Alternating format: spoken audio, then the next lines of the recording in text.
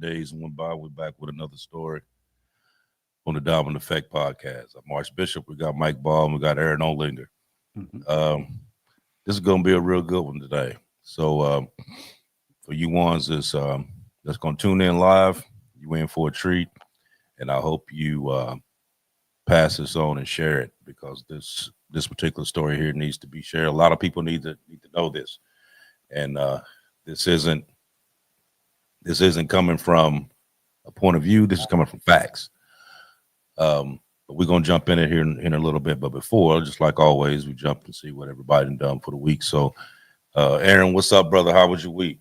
Oh, it was great, man. I went out of town this weekend up to Indiana. I did the Martial Arts Hall of Fame tournament. It was a 2-day event. They even had a dinner that evening to commemorate the new people that was admitted to the Hall of Fame.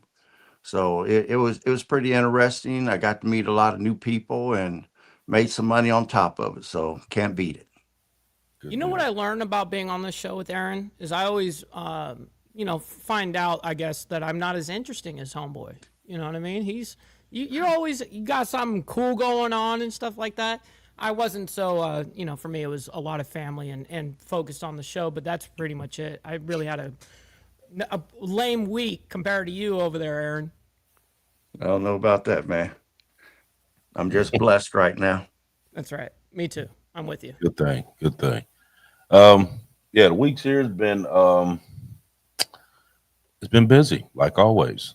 Um, like I said, we finished up on standing on business. We starting the new movie Born Protector. That's the first movie that's going to be under Dominant Effect Entertainment. Um, we got the cast done. We got it. We got the crew set. We got everything completed. So we're gonna be taking off on that end of September, beginning of October. Um, it's been busy, you know what I mean. But I thank God for it. So um, as I say every week, those of you that know the words of prayer, say one for me that I can continue to do what I've been set out to do.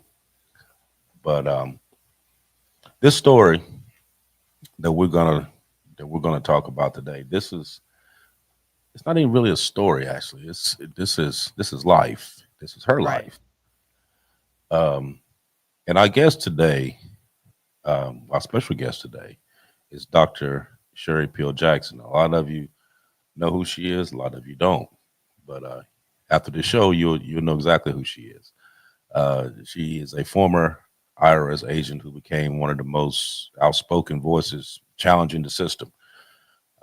She's a retired CPA, certified fraud examiner, author, financial educator who has basically dedicated her life to exposing how money and power really works in the U.S. Um, she's been on both sides of the system. She's seen it from the inside, and she paid a price for speaking out on it.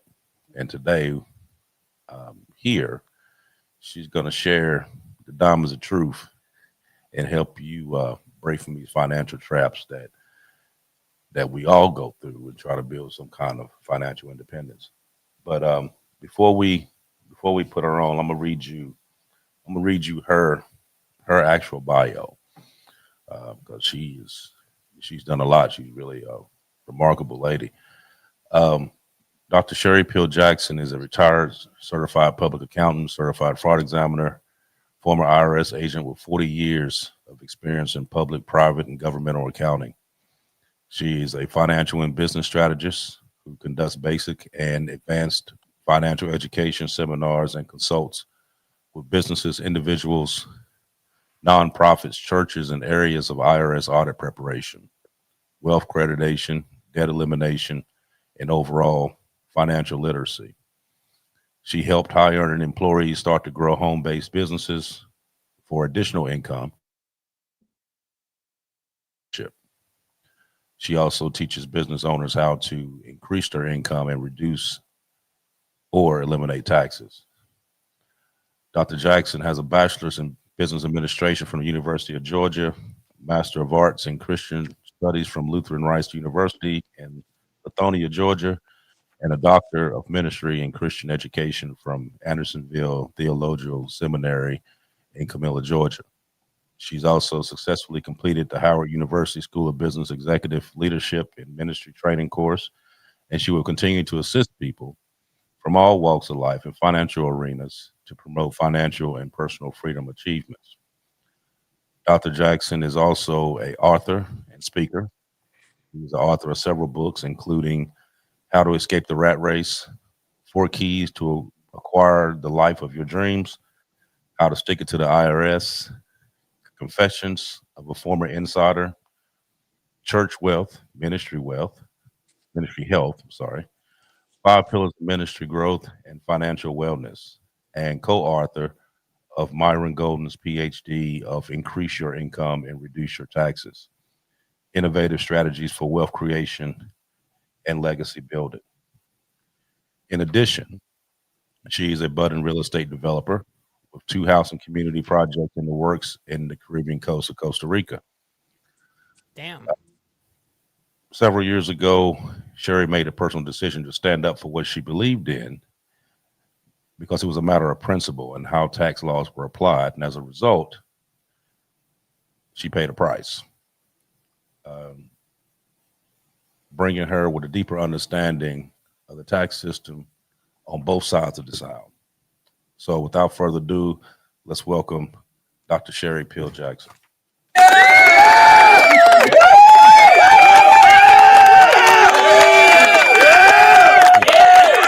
Good evening, Dr. Jackson. We're glad that you came to the Diamond Effect. How are you today? I am great, sir, and thank you guys for having me on. Oh, you're very welcome. Very welcome. We're all pleased to have you on today because there's a lot of questions that we're going to ask, but it's a lot of stuff that we've been talking about throughout the months, and I just got a feeling that the stuff that you're going to say is just basically going to clarify a lot of the stuff that we've been bringing up. Okay. So, so I'm gonna hit you with the first question, and the first question is: you work with the IRS. What shocked you the most about how that system really operates? You know, they teach you in school and other places that the government is here to help you. And, you know, you find out when you work there that not only are they not there to help you, but they're there to help the corporations. So one of the cases that I had really woke me up to what's going on. So I moved up in the ranks and I was auditing partnerships and corporations. And the protocol for an audit would be you do the audit, and if you found adjustments were needed, in other words, they did something wrong, whether they meant to or not, then you make the adjustments and you turn the report in. The company always has the right to appeal. But once they send in an appeal arguing against your findings, you get the case back for a rebuttal. So there was a case that I closed. It was maybe I think it's maybe 150 or so $1,000. I closed the case, sent it in, and just didn't think anything of it. So one day, maybe about 2 months later, I was passing by the secretary's desk of my manager, and I saw that case on her desk, and I was thinking, why is that case on her desk? It should have been gone a long time ago. So I picked it up. Nobody was there. I picked it up and looked through it, and what had happened is it had gone past me. It didn't come for my rebuttal. It went straight to appeals, and appeals cut their tax down from 150 or 175,000 down to about $75,000. So I went to my manager with it and I said, what's going on here? I said, I didn't even get a chance to rebut whatever it is they said in here to reduce the taxes. And then he looked at me and he said, Sherry, leave it. So I found out later from some other attorneys that I know that are in our arena that they make deals with attorneys. So the IRS attorneys make deals with the other attorneys. So if there's a corporation, and this is a real case that I was told about now, corporation was being audited. They had a lot of adjustments. The IRS attorneys got together with the corporation's attorneys, and the IRS attorney said to the corporate attorney, I'll reduce this tax down if you get me a date with that secretary on the second floor with the big breasts. Oh wow, wow. So that's how they make it. That's how they doing deals these Yeah, days. that's how they do. And so it's mom and pop companies that suffer. The ones who have a small business, probably a sole proprietorship, they love what they do it well, but they may not know a lot about how to do the bookkeeping, and they can't afford these high-powered attorneys or CPAs to come in and fight for them. So when they get audited, they don't know what to do except for comply. And a lot of times it's something that they don't necessarily need to do. For instance, if they get audited and the IRS comes back and say they owe $30,000, well, it's not necessarily so. If they had someone in their corner that could say, hey, wait a minute, you took away this deduction, but they deserve this deduction, or somebody that could go back and teach them how to substantiate a deduction after the fact. So it's a small business, which is the backbone of this country, but they're always the one that loses based on what the IRS does. Are they basing those kind of decisions off of like, well, they're going to be scared of us coming in? You know, we tell you you owe $30,000. Are they basing where? Aaron, do I hear you? Okay, there we go. Sorry, man. No, we're good. So do they work off of emotion that way? Like because they know that they can kind of bully in that sense? Yeah, Okay. basically they call these smaller businesses the low hanging fruit, and they always go for the low hanging fruit. It's Mom so and pop low. are going to be afraid. You know, everybody's afraid of the IRS, so called. So they're going to be afraid, and they're going to comply as opposed to fighting back. Or even on the personal level, right? I mean, someone like me, I don't know and they tell me, hey, you owe $30,000. Let's just say, I may be just inclined just to pay it or whatever the case is, and yeah, I can see how that can be manipulated. When in fact, maybe I only owed 10,000. Right, You right, know? Yeah.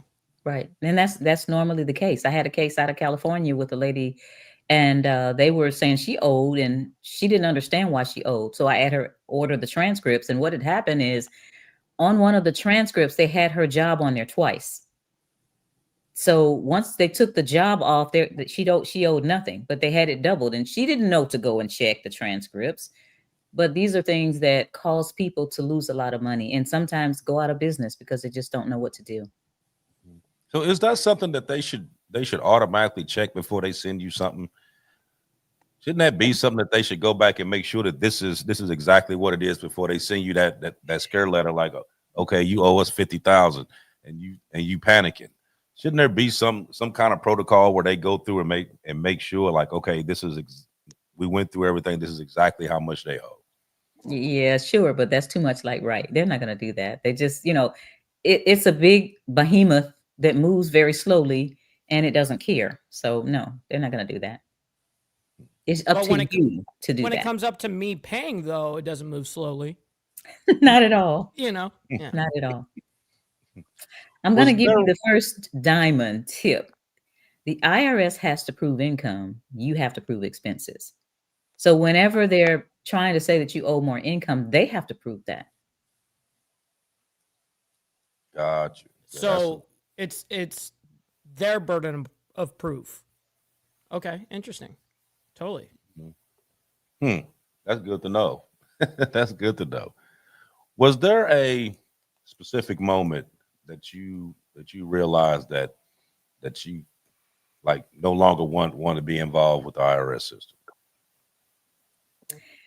Yes, and it was actually after I left the IRS. I left the IRS for family reasons. I was moving up in the ranks and I had children. I was married at the time and I just was spending too much time and energy with the IRS and those issues and not enough with my family. So I just quit. Not I didn't have another job since I was already a CPA. I just went in my basement and opened a CPA firm. But it was Wow. then that people started coming to me because they were scared when I was still an IRS agent. They were coming to me and saying, "Hey, I hear the income taxes not for us. I hear that, we aren't supposed to be the ones paying." And I kept hearing it, but I wasn't really paying attention until at some point or another, one of my clients, which was a pastor, came and said, "Hey, one of my parishioners has all this information that she wants to share with me about the IRS and taxes, and I want you to listen to it." So this lady water hosed me down with all this information that she learned about. I took it. And then she called a couple of weeks later and said, "Hey, Miss Jackson, all that information that I told you, it's in the USA Today. Go and pick up a USA Today and you'll see what I mean." So I went and found a paper stand, which is rare, and found the USA Today, and We the People Foundation for Constitutional Education had put out a full page ad in the USA Today, and it said, "We dear We the People, the income taxes are fraud," and it was a whole 2 pages full of a lot of the information that basically told why the income tax wasn't for us.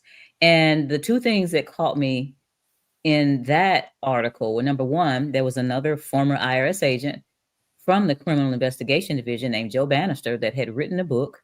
It was a report that was turned into a book because he had researched for over 2 years whether we are supposed to pay the income tax, and he couldn't find that we could. And he was trying to uphold his constitutional duty, and went to his bosses and gave them the report, and they wouldn't answer. They said, "We're not going to answer this, and we're giving you a couple of weeks to take off and see whether you want to still work here." And so he took off a week, and then he tendered his resignation. So that was in there. So I definitely ordered those book. I ordered that book, but I ordered two of them because I always order two of something like that. And the second thing in there was a $50,000 reward given by a man named Bill Conklin. So Bill Conklin had a $50,000 reward for anybody who could prove that most Americans that live and work in the 50 states have to file an income tax return and pay an income tax. And, $50,000 looked good to me. And I still had my codes and regulations from when I quit. So I started researching, and I couldn't find it. But that straw that broke the camel's back was my introduction to G. Edward Griffin's book, The Creature from Jekyll Island. That 800 some odd page book that I sat there and read and steamed. I was seething when I read that about the Rockefellers and all of those people up there that took that trip down to Jekyll Island, Georgia, and made up this Federal Reserve thing. So my mind said, okay, so I'm sitting here working. At the time, I had a CPA firm. I had a large contract. And sometimes I was working 16 hours a day just to get reports out so that my family could have a decent vacation. So I'm working really hard, trying to make a lot of money, make sure the bills are paid, make sure we have some kind of leisure time. And I'm finding out that the Federal Reserve is not federal, that it's a private banking cartel collecting right. over $86 million an hour in interest from the American people. An So hour. an hour. So the Rockefellers and all those, their children's children will never have to work a day in their life. But my father and my grandfather and my great grandfather had to work and sometimes be slaves so that these people that are not even born yet, the children of the Federal Reserve owners that will be born in 2046, will never have to work a day in their lives. And that was when I snapped my head back like this and I said, no. So it was his book. Wow. So we've seen some stuff in the news here recently about Trump trying to fire one of the governors of the Federal Reserve, and they said that he actually doesn't have the power to do that because she was a congressional hire, so he couldn't come in and do that. But why is the Federal Reserve so, like you would think, like normal people would think that the president could stick his hands in everything, which that's what he's been doing here lately. But why is the Federal Reserve so, how can you put it, so structured to where even the president can't dip his hand in it? Yeah, that's how they created themselves down in Jekyll Island. They're impervious to and don't have to answer to the government. They're a non-auditable private banking cartel. So they can fuss all they want to, and Congress can fuss, and the president can fuss, and even the judiciary can fuss. But the Federal Reserve has set themselves up to where they're impervious to all of that. And that's why it's a problem, because the Constitution says that the Congress is supposed to, be in charge of the money. But they gave that authority over to the Federal Reserve. That's the issue. Yeah. Could I read something to you, Bishop? Yeah, go ahead. Okay. This is from a book I just acquired. It's Secrets of the Temple. It's how the Federal Reserve runs the government. And in the chapter where they talk about a car with two drivers, they state that the Fed was a central political institution of the American system, capable of altering the lives and fortunes of private citizens more directly and forcefully than any other component of the government. I mean, that right there shows how much power they're exerting. Right. So when they say, "Oh, we're going to raise the interest rates two point what 1 point or whatever," everybody's panicking, or that we're going to lower the, it shifts everything when they do that, and it's all just playing with us. Mm-hmm. Yeah, I was looking at something today where it was talking about um, the concept of dropping the interest rate, and they were saying that even if you dropped the interest rate, everything everything that's already high as it is, it's just going to continue to get higher. It's not going to drop because the interest rate dropped. And they were using it more along the lines of the housing crisis. They was like, okay, just because the interest rate drops doesn't mean the house price drops. The house price is going to go higher, and it said that the way that it's going now, even if they dropped the interest rate, we're still looking at a hyperinflation type situation. Um, and one of the things that we've been talking about on here quite a bit is the dollar, and being the fact that right now it's steady losing. It's steady losing value. It's been losing value since June of last year when the petro agreement ceased, and and now you got gold prices almost 4,000. You got silver that just hit $40 41. an ounce, and it's we've been talking about that eventually they're going to crash this dollar on purpose to be able to start a CBDC, to be able to control um, how money circulates in this country. Um, what do you see? So I see that it's always been about control. The income tax is about control. The CBDC will be about control. All you have to do is look at China. They have this thing called the credit score, and they have public restrooms. And if you have a bad credit score, you cannot get toilet paper to go into the public restroom. You better carry your own toilet paper, even if they let you in. So it's people were joking about it back 20 years ago about how at some point or another the government was going to stop you from being able to order a pizza if you were overweight, or they were going to stop you from being able to fly on a plane if they figured out. Recently they're talking about these the energy, if you've been on a plane too much and you're over your quota. All of this stuff is what's happening in other countries, specifically China. Some of that is already happening in Australia, and I see that being the trend of what we're experiencing bit by bit. It's that frog in the pot, and the pot is not quite boiling yet, but it's getting hot, and people don't know what to do. So yeah, it's gonna get worse. Go ahead, Aaron. Yeah, well, just wanted to add. A lot of people don't understand just how much power the Fed is wielding. I mean, if the Fed decides to go with a loose money policy or tight money policy, or if they decide to raise or lower interest rates, Wall Street literally holds its breath until the Fed makes their move that morning. And then you either got chaos in the market where everybody's selling or everybody's buying, but they always wait to hear what the federal chairman's got to say, and then the market directly reacts to it. But I'll Mhm. stop there. So looking back, um, and I know this is a personal thing that you went through. Um, what did standing up to this system cost you, and was it worth it to you to do it? I want to say truth is true for everybody, or it's not truth at all. I had too much confidence in the American people, and that I was thinking to myself, if they did take me to court, then there would be at least one person that had enough backbone to say, no, I think she's on to something. But that wasn't the case. I went and stood up against them. And what they did was, I was very outspoken about the income tax. I was being asked to speak all over the country. And I had even some international speaking engagements where Americans would go offshore and talk about things that may be taboo to talk about here.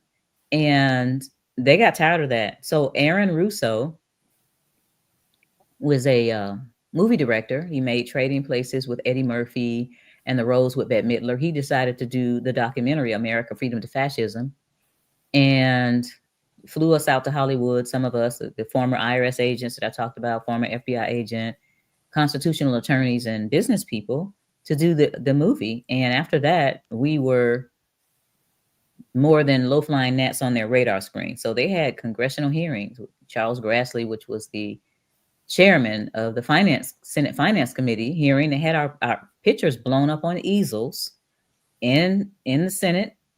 And I didn't go because I knew they weren't going to let us speak. The ones that did go said that they were arguing about how to shut us down, how to stop us from talking. And then they decided, I guess, to prosecute us. So they came and raided my house in July of 2004. They came at 7:45 in the morning. They left at 5 o'clock. They left with about 32 boxes. I had on a t-shirt.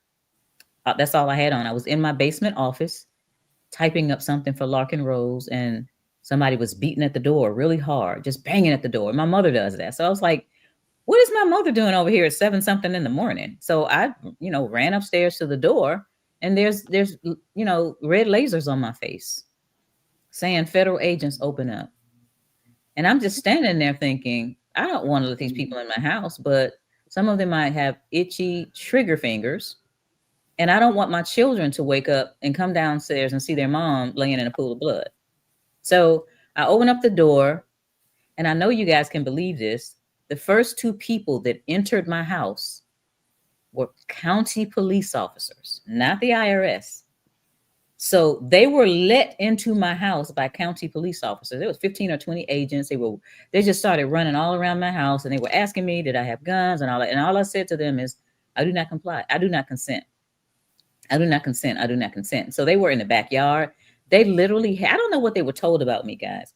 They had metal detectors in the backyard trying to, go in circles to see if maybe something was buried in the backyard. And then one lady finally said, do you want to go put some clothes on? So of course I want, because you got guns on me. I want to put some. So I went in my room and I found one of the t-shirts that basically had some tax stuff on it. I put that on. I put some jeans on. And they tried to corral us in my living room. Well, actually the family room. And there was a bay window out there. That's why I was able to look back and see them with the metal detectors in the backyard. So I wouldn't sit down, and I was angry. So I kept getting up and going in the kitchen, and they were telling me I couldn't go in my kitchen. I was not listening to that. So, I got water, because when I get angry, I dry up, and I was just standing in one of them's face to face, within a foot of his face. And I stood there with my fist balled up, just saying to myself, you're wrong. You're wrong. You're wrong. So he just couldn't take it anymore, and he went and got another agent. But anyway, this went on. This was 2004. In 2007, by then they couldn't find a felony because they wanted to hit me with a felony. So all they had was a misdemeanor charge of willful failure to file, because I didn't file. I decided to keep what I earned, and took me to trial on that. And the jury was too afraid to acquit me for fear of being audited or run after by the IRS themselves. So I had 4 years where I made 6 figures, and then I stopped filing. And those 4 years that I did not file, but I had W-2s, and we'll talk about that. I had K-1s. I didn't have W-2s. I had K-1s for my company.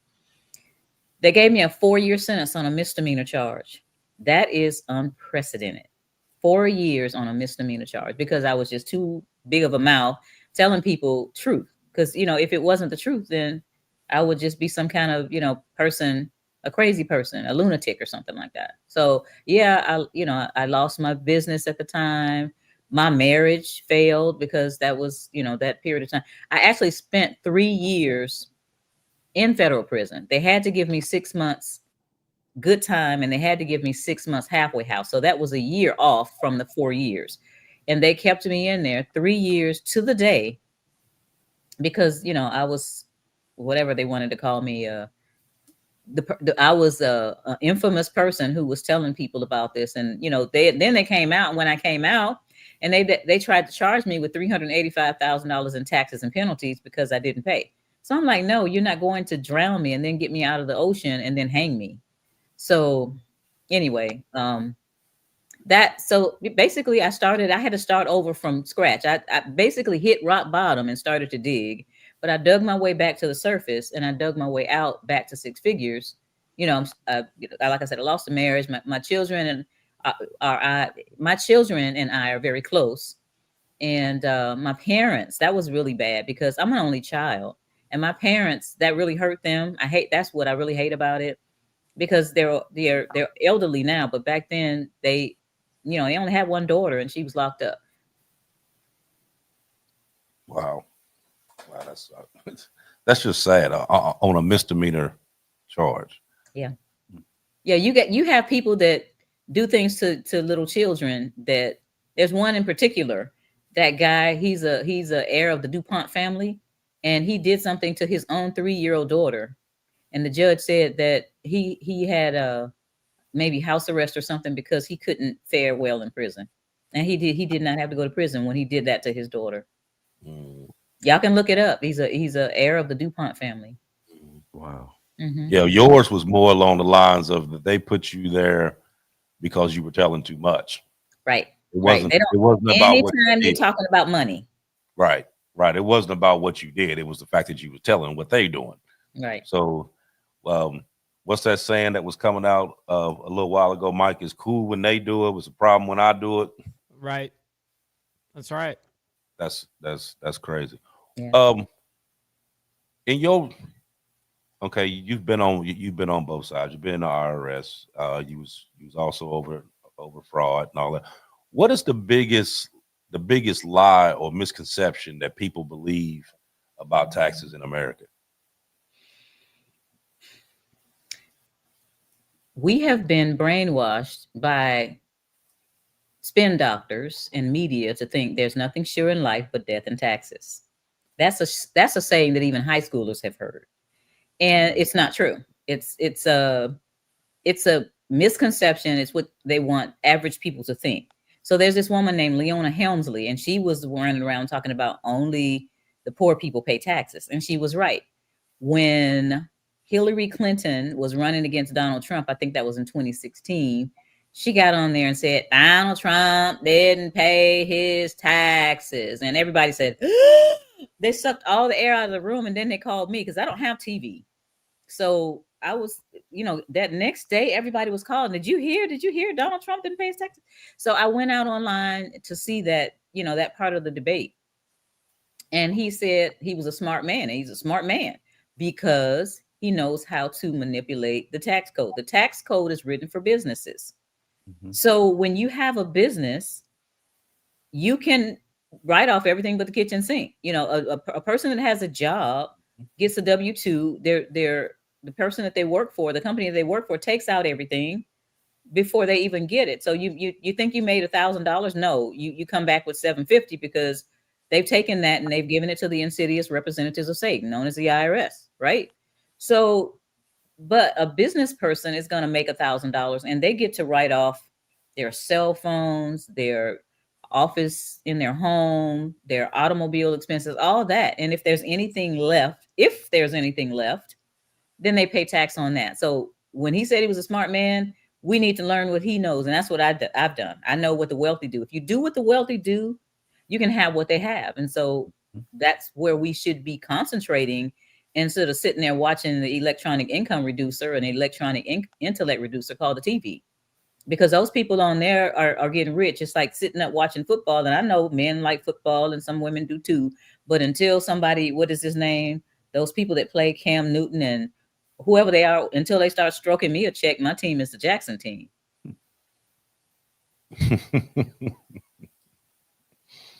Tuesday. So are there legal ways that people can structure their lives and reduce independence on the tax system as a whole?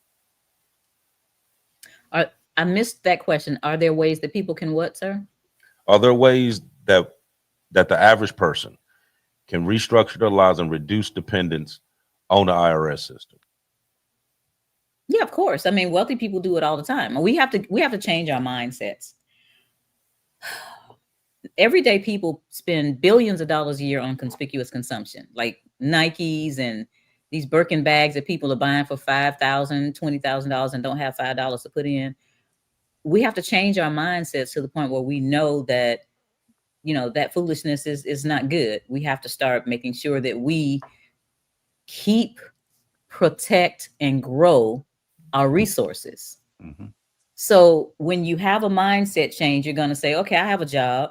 I might not have that much of an education. I have a job and I'm going to keep my job. But instead of coming home, turning on the electronic income reducer and then watching it until it watches me, because when my eyes close, I'm going to come home, get my dinner, decompress, spend some time with my family, and then start on my home-based business.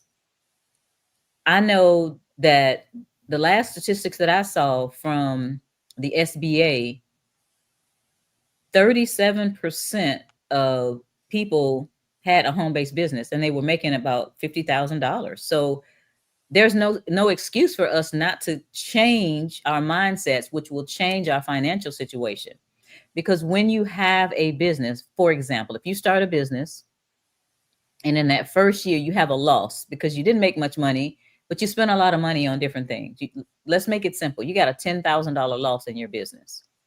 You borrowed money, or you had some of your savings that you used and you tried to make some money and you made a little money, but you lost $10,000. Well, you have a W-2 over here for $50,000. You've made $50,000 in your job.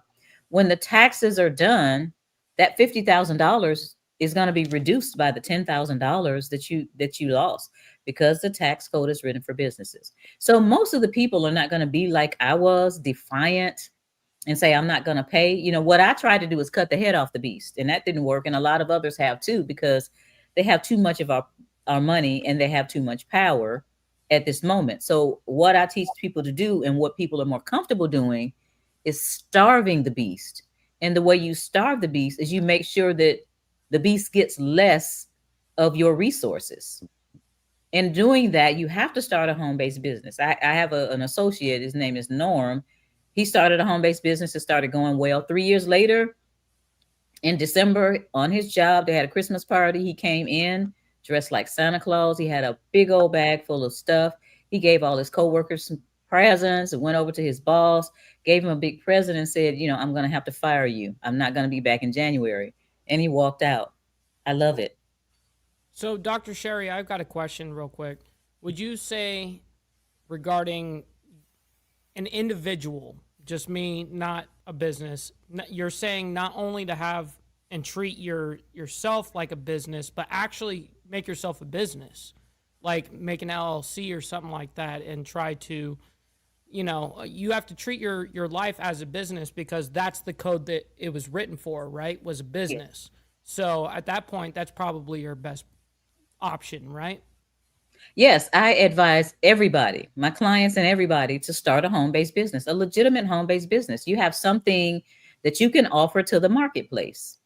You have some skill. You could, maybe you play the piano and want to give piano lessons. Maybe you know how to, your dad might have taught you how to do a little bit of plumbing, something that you can offer to the marketplace that you can make money on. And so taking your regular, wherever you get money from, my dad calls it beating the drum.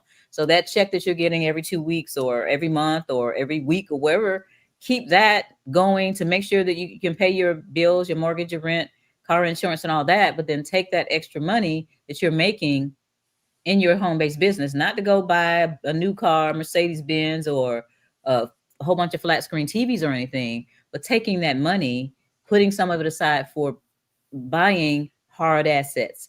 What I mean by hard assets: silver, gold, and real estate. I don't invest in anything that can disappear in the blink of an eye. In September 2008, the stock market went down 777.68 points, and Americans lost $10.3 trillion in their savings. It didn't just disappear, poof. It went to the banks that were too big to fail, to foreign banks, and to golden parachutes for those people who caused that situation to go ahead and retire. And I don't understand why people have gone back to putting money into that. I know people who lost $200,000-300,000 during that 2008 crisis. Well, no, I'm not going to disappear. I'm not going to invest in anything that can disappear because it's controlled by someone else. Silver I can hold, gold I can hold, real estate I can put my feet on. And so I tell people, once you get your business up and going, start buying you some coins. I know it's $40 now for silver and going up on gold, but you can get some smaller, you can get some tenths of gold. Start saving in gold and silver, and then start thinking about getting some real estate. Yeah, no, when it comes to gold and silver and stuff like that, people don't that doesn't understand economics to that level, but kind of breaking it down into going, okay, well, the actual value of gold itself doesn't change. What it is the dollar changing, and that's where you see that difference, right? And so, yeah, I would definitely hedge on the side of gold rather than the dollar at this point. Right, right. Gold has been a medium of exchange for over 5,000 years. Mhm. Yeah, see, But I, this is one of the things that we've been talking about for months mhm. about getting gold, silver, not investing in the actual companies, but to get it actually holding it in your hand. And me and Aaron show on here every now and again, like we've done picked up some silver and some Yeah, they gold show it and off. They're gold like, "Hey, backs and what all up?" this stuff. Like this is what y'all need to do, and you Yeah. need to do it now while it's cheap, especially silver. I mean, you need to rack up on it because this is gonna be something that you're gonna be able to use later on. I had just seen on on another show earlier today where two billionaires jumped on this silver mine, and the silver mine had been nobody had touched it for well over 10 years. Somebody had, and they got it for almost pennies. They they got it super cheap, and come to find out that it is loaded with silver.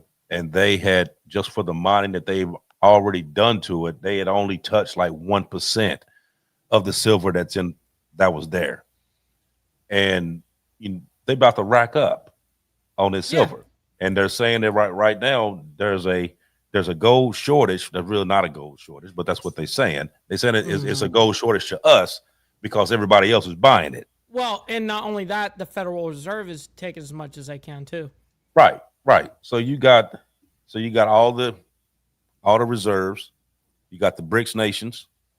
You got um, BlackRock, Yeah. Vanguard. All of them are buying this up. So when they keep sitting here talking about, oh well, it's a gold shortage, it's a silver shortage. No, it's not. Y'all buying it all to Yeah. make it. You making it short on our end because it's going to be harder for us to get it. That's why if you're going to get it, you need to get it now, because when they go through and crash this dollar, which we know that they're going to do, we know they're going to do it. We've been calling it for the past 6 months. They're going to deliberately do it.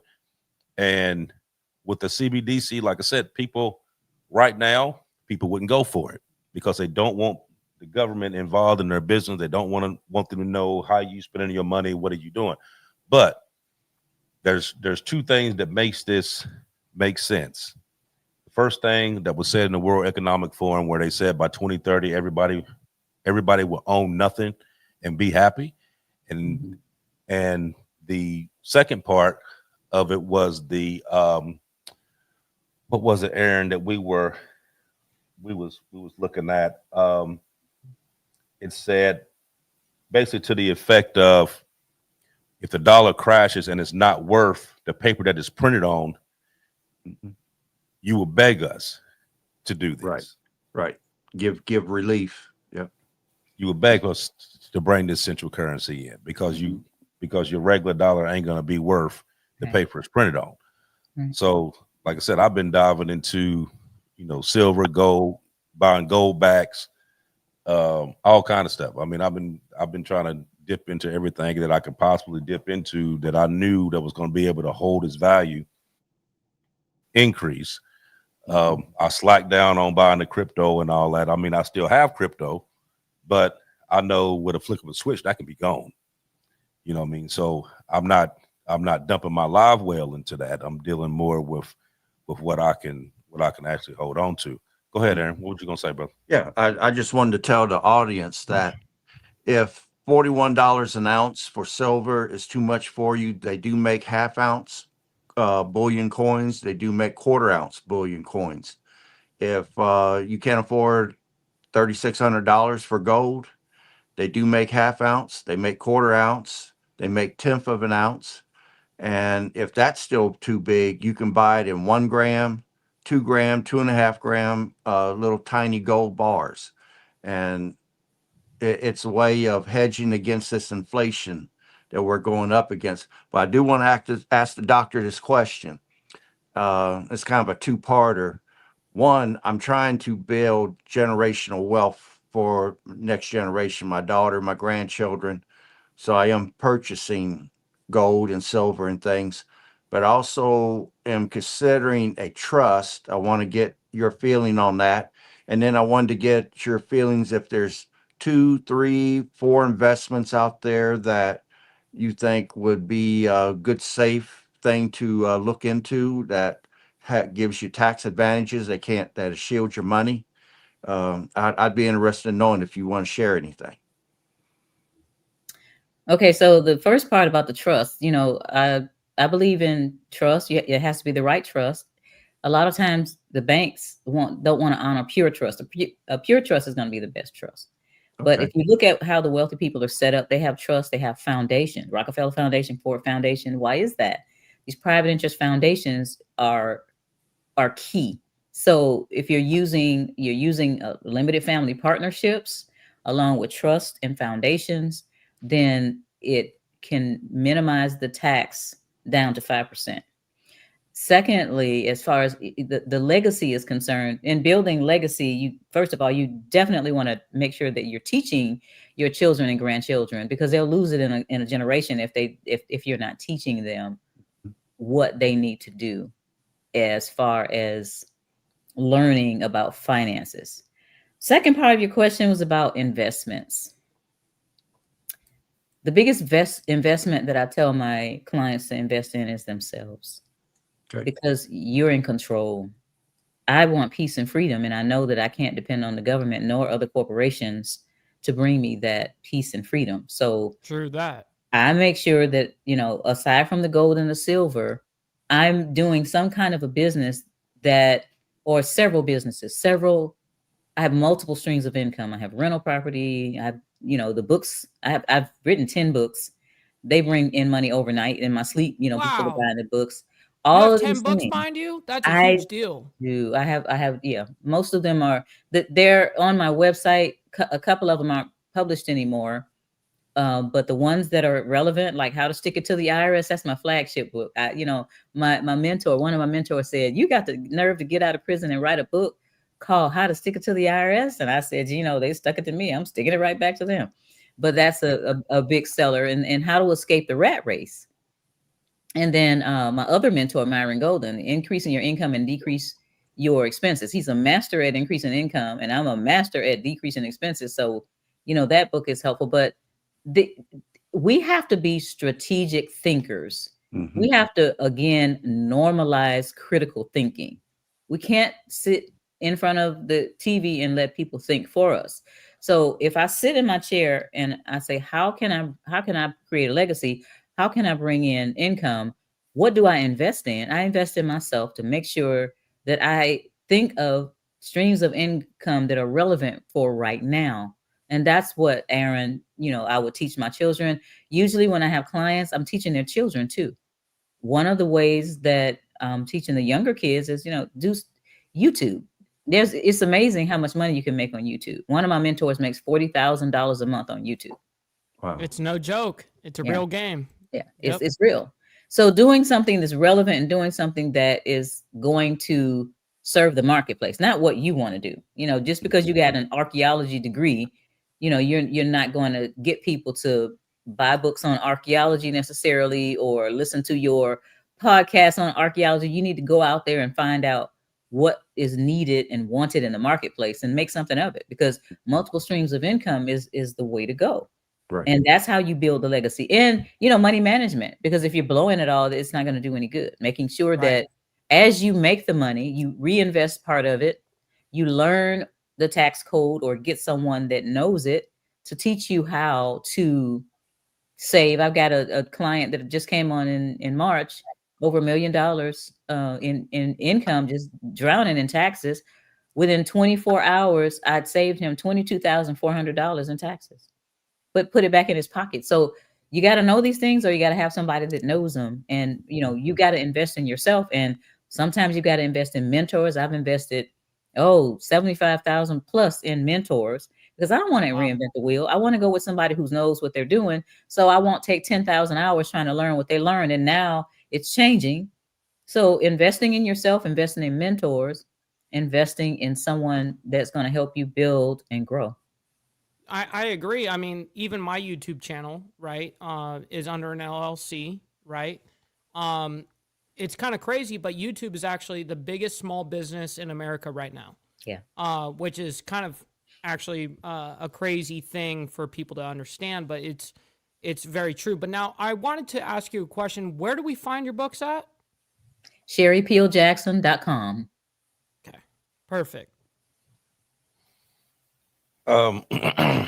Here's a question. I've been kind of sums up everything that we've been talking about. In your personal opinion, based on your experience, and where do you see America in the next 5 to 10 years? I don't see America in the next 5 to 10 years, sir. I see that in my personal opinion, we have until 2030 to get it together. You've already said Yuval Harari called us useless eaters. Klaus Schwab said we're going to own nothing and be happy. If I want peace and freedom, I can't be around for this foolishness that they're about to do.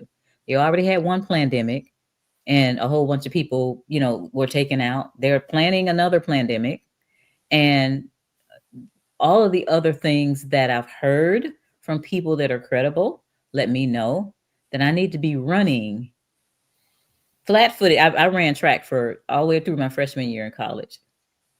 I need to be running like that to make sure that I'm putting the things in place for myself and my family for the plan B, because plan A, being here and thinking the American dream is going to work for you, is no longer. Mm-hmm. So I don't see America being as it is right now at all in 10 or 15 years. I don't. Yeah, I'd like to ask her, do you feel at this time that people should be developing a preparedness mindset? I think they should have been doing that 2 years ago, but yes, sir. Preparedness. It's what I call a plan B, for example. Mm-hmm. If the grocery stores close down here in the United States, we are going to have pandemonium. If the grocery stores close down in Costa Rica, you just go out in the backyard and pick something off the tree, because at least 60% of the trees have something to eat on them. Or you go across the street with a net and some high boots and get in the water and get you some fish. These are things that people need to start thinking about. Are you living in a subdivision?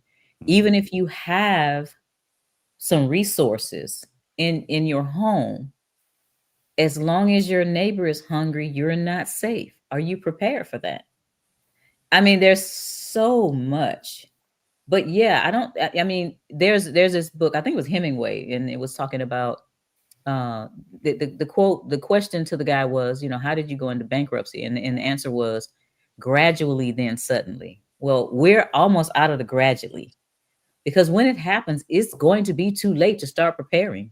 That's right. Mm-hmm. Absolutely. There was somebody had just made a comment on here that said that Trump said that he wanted to get rid of the income tax. Is that logical? As far as logical is concerned, none of the stuff they do is logical. Right. They've been trying to get rid of the income tax for a long time. It's always the Senate that says no, because they know that if they don't have money coming from our pockets, they will not have the control and power that they have. That's right. The Democrats and the Republicans are two wings on the same bird flying us into the abyss. Nothing has changed for us in a positive way long term for the last 100 years. So you should know that it's like a kabuki dance. You know, they act like they're fighting, like shadow boxing. They act like they're fighting each other, but in the background, they're at parties together, backslapping, and doing deals together. And we are considered by them as sheeple. And what they're doing is putting the sheeple in the sheeple corral. And those of us that have, realized what's going on, we've pulled ourselves out. And the best we can do is try to pull other people out, because it's something that the masses are not the masses are not wanting. It's cognitive dissonance. They don't want to hear it. So I make up words sometimes. And so, ignorant is when you don't know. Ignorant is when you don't want to know. Indignant is when you don't know, you don't want to know, and you wear it as a badge of honor. And there's That's too right. many ignorant, indignant people out here. And I don't have, like, I'm 62 years old. I don't have time for foolishness. I don't have time to be dealing with these people. Heard that. If you want to get on the train and learn how to prepare, then come on. If you don't, I can't help people. I learned that in prison. You can't help people that don't want to be helped. So yeah, we were in a crisis situation, and we've been in a crisis situation, in my opinion, since the pandemic. When in 2019 they came up with that agenda. What was it? It was a series of movies, 201, Agenda 201, where they did a mock pandemic. And then it was already going on. People say it started the next year, early 2000, but my sources tell me that that was already spreading at the time that they did that whole series of movies. So what do they have planned now? What is Bill Gates doing now? Why is he buying up all the farmland? Why on God's green earth are we letting Chinese buy up all this land? Hmm. This is not by It's not an accident, guys. It's not an accident that this is happening. Our farmers supply us with food. Our farmers are being put out by these industrialists. And so we got to think about that. Are we having a food crisis? Are we really Oh yeah, having a water definitely. crisis? Yeah, Hmm. Yeah, because you got Bill Gates is like I said, Bill Gates buying all the farmland because he don't actually want the land. He want the water that's underneath it. yeah, the aquifers. And the Nestle company is actually in cahoots with that as well, and they're So trying to is so buy up all that stuff so that way they can control the water. yeah, That's going to be the next oil. so is BlackRock. They're involved in it too. Oh yeah, absolutely. You know what I mean? I've always said it. I thought it was weird for China to come over here and buy land over here, but you can't buy land in China. You can't even own a corporation over there, let alone buy land. But Right. yeah, BlackRock, Vanguard, and the rest of them are, and that's the the people that are really running this thing. You don't know their names, but they're running this thing, and we're sitting up here like bread and circuses, entertaining ourselves. Hmm. And we know all the statistics for the whoever won the football Super Bowl in last year or this year, earlier this year, and all that. But we really don't know what's going on with these 15-minute cities. So that's a problem. I live in the Metro Atlanta area, and we have what's called MARTA, Metro Atlanta Rapid Transit Authority, and we have these MARTA trains, and just about every train station there's apartments popping up, large numbers of apartments popping up near the train stations. So I did a video on that on my YouTube channel, but I was at one, and then I was on the way home and saw another one. It's like, hey, you know what? This is another whole station, and it's got another whole set of apartments coming up. And people are not putting two and two together because we have not been taught. I was taught, because I'm older. I was taught how to critically think and think strategically. My father taught me how to play chess. And everybody needs, forget about checkers. Learn how to play chess. Teach your children, your grandchildren how to play chess, because they will be strategic thinkers. They made that move. How does that move affect me? And what do I need to do to make sure that my queen or my king is not taken? That is good. Now you have some you've when me and you were talking, you was telling me about what you were doing over in Costa Rica. Right. So I thought that was a great idea. Yeah. Yeah. Um, and me and Aaron was talking about it as well. So let Mhm. everybody know exactly what you're doing over there. I mean, this is your form of preparation for what you know is coming, and this is Oh, what you're that's doing. awesome. Right. So I've always wanted to have a place that was like wealthy people, the Rockefellers and all those. They have a big compound over in one of the islands, St. Thomas. I travel a lot. I'm a world traveler. I love to travel. So I did research. I said I want to make sure that I have a flag planted in more than one place. When you are in battle, if you're standing flat-footed with your feet next to each other, somebody's going to be able to push you over. But if you have a foot over here and a foot over here and a foot over here and you're moving, then strategically you're going to be fine. So I did the research and I chose Costa Rica. You can drive to Costa Rica through Texas. So when my family members that aren't on board see the writing on the wall, or they start feeling the excrement that's hitting the portable cooling device, then they're going to be able to drive to Costa Rica. You will not starve to death. Like I said before, there's fruit and food on 70% of the trees. You will not freeze to death. They don't tell you how many people froze to death when that Nord Stream pipeline was burnt, that was blown up. So you won't freeze to death, you won't starve to death. There's freshwater and saltwater fish in our area, within 15 minutes. I'm on the Caribbean coast. The west coast of Costa Rica is all developed and it's the tourist area. You've got the Hiltons, the Hyatts, the Starbucks, the Hard Rock cafes. Over on our side on the Caribbean coast, we just got our first McDonald's in 2019. So I decided to go over there and the food is great. This is the area where there's a lot of Afro Caribbeans. The Spaniards came over and they brought the Chinese to build a railroad from the Port of Limon, which is the only port in the country, to the Central Valley. But the Chinese had got malaria, so they brought people up from Barbados, Jamaica, and Trinidad Tobago, and they settled there. So the food is good. It's got that Jamaican vibe, a lot of Bob Marley. Do They you smoke weed at random. But anyway, I've purchased land in the hills and I've purchased land near the beach. So I have two communities coming up: Middle of Paradise Beach and Middle of Paradise Hills. For those who don't want to be by the beach, they can be in the hills. And so that's at middleofparadise.com. And people have decided and are deciding that they want to make sure that they have a plan B. So some, like myself, want to retire there, and some want to retire later, but right now they want to do rental income. And I go over there about 4 times a year. I want to go over there more often. Right now I can't because I have family obligations here. So that's what we're doing. And the houses are the land and the houses are not that expensive because it's a developing area, so people will have the opportunity. I think that window is going to close pretty soon because the Canadians, Americans, and a lot of the Europeans, a lot of Germans, they're coming over because they've discovered that Caribbean blue. well, I was just about to ask you, did you specifically buy on the opposite side of the island on purpose because you studied the landscape there and was like, well, they're going to expand over here for dang sure, and you see this as a big investment for you as well. I think that everybody should do that in any type of property they're buying, right?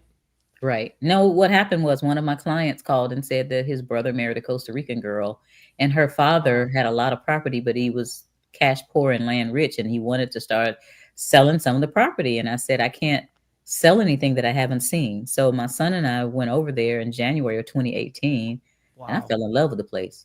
I You know, bet. that's what happened. I fell in love with the Caribbean coast. The land said to me, I can sustain you. That's awesome. That's awesome. Now you have a Caribbean Costa Rican expedition that's gonna be going on here soon. You want to fill everybody in on that? Yeah, so I've started taking people down. Actually, the first time I went down, I had two people with me because I was excited about it, and they went too. So people that are interested in maybe having Costa Rica as their plan B, I've put together an expedition, and we're going to be down there for the most part I'm going to be down there October 11th through the 26th, but the most of the people that have signed up are going to be down there that first week. So October 11th through 17th or 18th. And I'm going to do tours. I'm going to teach them about the area. I mean, people go places a lot of times. I like time is infinitely more valuable than money. And I don't like wasting time. So it's like they go down there on your own, that's fine. You get a hotel, you don't really know where you are, you're just traveling around. But going down there with me, you know, you're going to be specifically seeing all of the highlights. I'm going to take you on the city tour. We're going to go to the native area. We're going to go to the waterfalls, go see the land, the culture, the food is off the chain. And, you know, so they'll get the full experience in that week. And that's something that they can email me about. I don't think that link is out there anywhere, but if they want to get in touch with me about coming to Costa Rica in October, that's connect@sherrypeeljackson.com, and I'll send them the link. Because, you know, I will give them information about what flights to take, what time they need to arrive. You know, if they want to go from the main airport in San Jose to Limon, there's 3 or 4 different ways you can get there. They can decide that. I know where the hotels are. I'd like everybody to be together. One lady booked it on her own, and although she was in the same city, it took us 15 minutes to pick her up every time we needed to pick her up. So I don't want that to happen again. But yeah, this is going to be an expedition. When you leave there, you'll know whether this is something that you are really considering doing. Some people already know. Some people have looked at my website, middleofparadise.com, and all they're doing is going down there, confirm, and, you know, get their feet on the ground. And it's on, because, you know, the lots are going to be going, because smart people want to get a plan B like wealthy people do. Absolutely. Absolutely. You know, this has been a great conversation. I mean, I picked up quite a bit on this one. Yes. Thank you. You're quite welcome. Very good one. Very good conversation indeed. Everybody, this was Dr. Sherry Peel.